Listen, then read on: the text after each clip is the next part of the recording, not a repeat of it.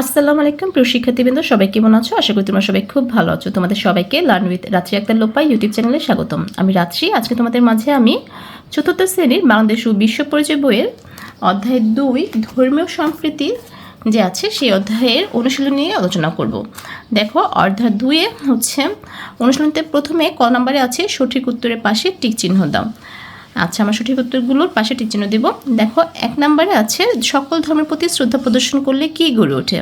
আচ্ছা, সকল ধর্মের প্রতি শ্রদ্ধা প্রদর্শন করলে দেখো ক নম্বর আছে অবকাঠামো। অবকাঠামো মানে হচ্ছে দালান কোঠা গড়ে ওঠা, দালান কোঠা গড়ে ওঠে না। খ আর্থিক সম্পর্ক, টাকা পয়সা দিয়ে সম্পর্ক গড়ে ওঠে না। গ আত্মীয়তার সম্পর্ক না। গ ধর্মীয় সম্প্রীতি, মানে ধর্মীয় সম্প্রীতি গড়ে ওঠে। তাহলে আমাদের উত্তর হবে ধর্মীয় সম্প্রীতি। তারপর 2 গৌতম বুদ্ধের জন্মদিন উপলক্ষে কোনটি উদযাপন করা হয়।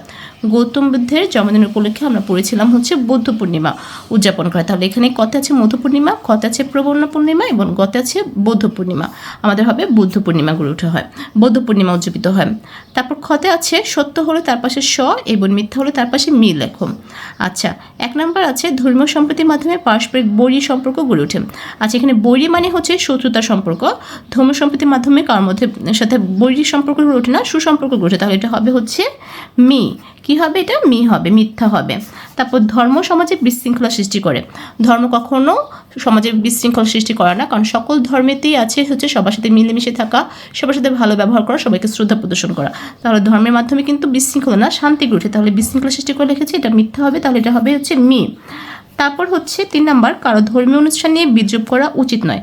অবশ্যই কারো ধর্মীয় অনুষ্ঠান নিয়ে বিদ্রূপ করা উচিত নয়, এটা সত্য হবে। তারপর হচ্ছে 4 আছে ধর্ম বর্ণ নির্বিশেষে সকলের সহাবস্থানের মাধ্যমে সমাজের উন্নয়ন হয়। অবশ্যই, তাহলে এটা সত্য হবে, এটা সত্য। তাহলে আমরা লিখবো হচ্ছে স। আশা করি বুঝতে পেরেছ। এরপর হচ্ছে গতে আছে বাম পাশের সাথে ডান পাশে মিল করো। আমরা বাম পাশের সাথে ডান পাশে মিল করব। দেখো, ইসলাম ধর্মের প্রধান ধর্মীয় উৎসব কি বলতো? ঈদ উল ফিতর। তাহলে ঈদ উল ফিতর কোথায় আছে? ঈদ উল ফিতর আছে এখানে। তাহলে এটার সাথে এটা কি হবে? মিল হবে হচ্ছে ঈদ উল ফিতর। তোমার পরীক্ষাতে কিভাবে লিখবে? পরীক্ষাতে লিখবে হচ্ছে ইসলাম ধর্মের প্রধান ধর্মীয় উৎসব, তারপর একটা হাইফেন দিবে, তারপর লিখবে ঈদ উল ফিতর, এভাবে লিখবে। তারপর হিন্দু ধর্মের প্রধান ধর্মীয় উৎসব কি বলতো? হিন্দু ধর্মের আমরা জানি দুর্গাপূজা প্রধান ধর্মীয় উৎসব। বৌদ্ধ ধর্মের প্রধান ধর্মীয় উৎসব হচ্ছে বুদ্ধ পূর্ণিমা। তারপর খ্রিস্ট ধর্মের প্রধান ধর্মীয় উৎসব হচ্ছে বড়দিন। ঠিক আছে, তাহলে আমরা এই ডান পাশ আর বাম পাশ মিল করলাম। এরপর আছে হচ্ছে 17 নম্বর পৃষ্ঠায় হচ্ছে সংক্ষিপ্ত প্রশ্ন আছে। গহতে 2টি সংক্ষিপ্ত প্রশ্ন আছে। এই প্রশ্নগুলো আমরা একদম সহজ ছোটোভাবে লিখেছি, সেগুলো আমরা খাতা থেকে পড়ব। দেখো, আমাদের গহতে আছে হচ্ছে আমাদের সমাজে প্রচলিত ধর্মগুলোর নাম লেখো। উত্তর হবে আমাদের সমাজে প্রধানভাবে কয়েকটি ধর্ম প্রচলিত। এগুলো হলো 1 ইসলাম ধর্ম, 2 হিন্দু ধর্ম, 3 বৌদ্ধ ধর্ম ও 4 খ্রিস্টান ধর্ম। ঠিক আছে, এই 4টি ধর্মই আমাদের সমাজে প্রচলিত। তারপর হচ্ছে 2 নম্বরে আছে হচ্ছে নিজ ধর্মের ধর্মীয় উৎসবগুলোর নাম লেখো। উত্তর হবে আমার ধর্মের উৎসবগুলো হলো, যদি তোমরা ইসলাম ধর্ম অনুসারে থাকো তাহলে লিখবে হচ্ছে ইসলাম ধর্ম উৎসব ঈদ উল ফিতর, ঈদ উল আজহা, ঈদে মিলাদুন্নবী।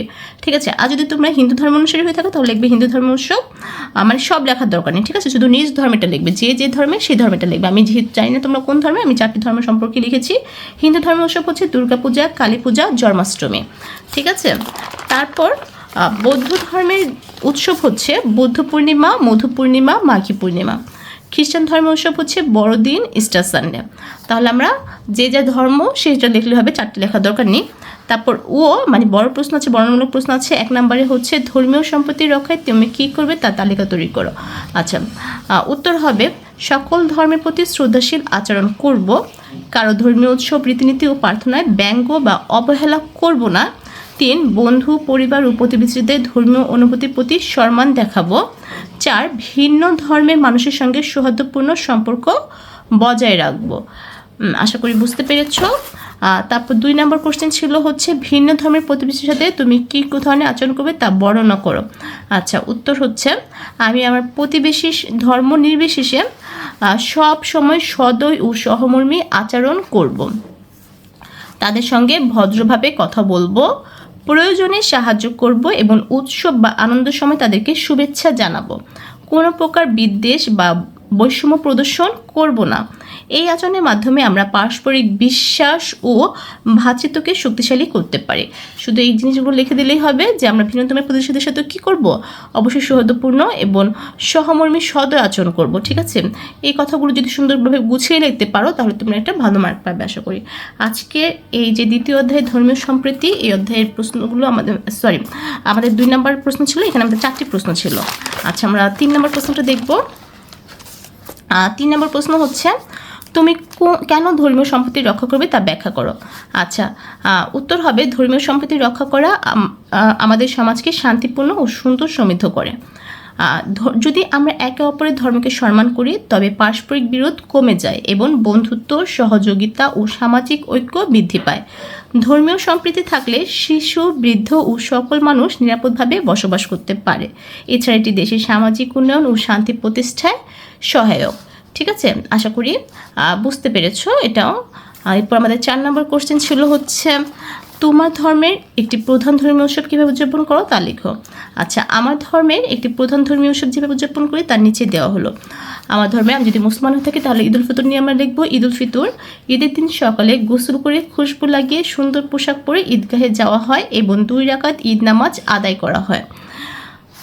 নামাজের আগে ফিতরা সদকা দিয়ে গরিবদের সাহায্য করা হয় এবং তাকবীর পাঠ করে আনন্দ প্রকাশ করা হয়। পরিবারের সাথে খাবার ভাগ করে খাওয়া হয়। ঠিক আছে, এটা হচ্ছে মুসলমান ধর্মের ঈদ উল ফিতর নিয়ে লেখা। এরপর যদি তোমরা যদি হিন্দু ধর্মে হয়ে থাকো তাহলে তোমরা দুর্গাপূজা নিয়ে লিখবে। মহল্লা থেকে শুরু করে ষষ্ঠীতে দেবী দুর্গার প্রতিমা আমন্ত্রণ এবং অধিবাস করা হয়। অষ্টমীতে পূজা অর্চনা চলে। দশমীতে বিজয়া দশমী উদযাপন করে প্রতিমা বিসর্জন দেওয়া হয় নদী বা জলে। পূর্বপুরুষের অঞ্জলি দিয়ে নিরামিষ খাদ্য গ্রহণ করা হয়। এটা হচ্ছে দুর্গাপূজার কথা। তো তুমি যদি হিন্দু হয়ে থাকো তাহলে দুর্গাপূজা সম্পর্কে লিখবে, আর মুসলিম হয়ে থাকলে ঈদ উল ফিতর হয়ে থাকবে। আমি যেহেতু আমাদের দেশে প্রধানত 2 ধর্মের লোকই বেশি বাস করে, হিন্দু এবং মুসলমান, আমি 2 ধর্মের কথাই লিখেছি। আশা করি তুমিও যদি লেখো এভাবে তাহলে তুমি একটা ভালো মার্ক পাবে। আজকে আমাদের যে দ্বিতীয় অধ্যায়ে যে অনুষ্ঠান আছে এই পর্যন্তই আমাদের ক্লাস। সবাই ভালো থাকবে, সুস্থ থাকবে। আর যদি ভালো লেগে থাকে ভিডিওতে তাহলে অবশ্যই বন্ধুদের সাথে শেয়ার করবে আর কমেন্টস করবে আমাকে। আর যদি নতুন হয়ে থাকো তাহলে সাবস্ক্রাইব করে আমার পাশে থাকবে। সবাই ভালো থাকো, সুস্থ থাকো, আল্লাহ হাফেজ।